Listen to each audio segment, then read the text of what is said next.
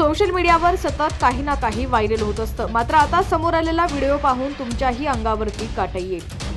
आता जो तुम्ही व्हिडिओ पाहताय तो खरोखरच थरकाप उडवणारा आहे। या व्हिडिओमध्ये 7 वर्षाची मुलगी 4 वर्षाच्या मुलाला विहिरीत फेकताना दिसत आहे। हे संपूर्ण दृश्य तिथं बसवण्यात आलेल्या सीसीटीव्ही कॅमेऱ्यात कैद झालं असून ते खूपच भीतीदायक आहे।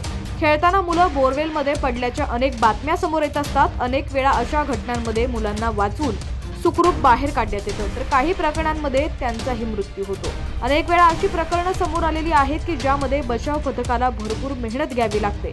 बोरवेलचं काम सुरू असताना झाकण उघडं राहिल्यानं अनेकदा अशा प्रकारच्या घटना घडत असतात। सोशल मीडियावरती व्हायरल होत असलेला हा व्हिडिओ चीनमधील युनानचा आहे। तिथल्या एका गावात लावलेल्या सीसीटीव्ही फुटेजमध्ये एक मुलगी एका लहान मुलाला घेऊन जाताना दिसते। नंतर ती या मुलाला 5 मीटर खोल विहिरीत फेकून देते। मुलगी त्या मुलाला उचलून विहिरीत टाकते। नंतर मुलगा विहिरीच्या काठाला धरतो आणि लटकत बसतो। त्यानंतर मुलगी त्याचे दोन्ही हात विहिरीच्या काठावरून काढते, त्यामुळे तो खाली जातो।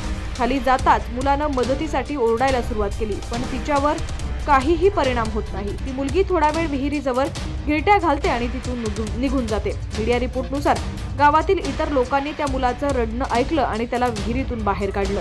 या घटनेतील मुलाचं वय हे 4 वर्षे असून त्याला कोणतीही मोठी दुखापत झालं नसल्याचं सांगण्यात येत आहे। ही दोन्ही मुलं शेजारी राहत असून अनेकदा एकत्र खेळत असतात। मुलाला विहिरीत टाकणाऱ्या मुलीनं सांगितलं की ती एका टीव्ही शो मध्ये पाहिलेली गोष्ट कॉपी करत होती। आतापर्यंत 13 लाख लोकांनी हा व्हिडिओ पाहिलाय।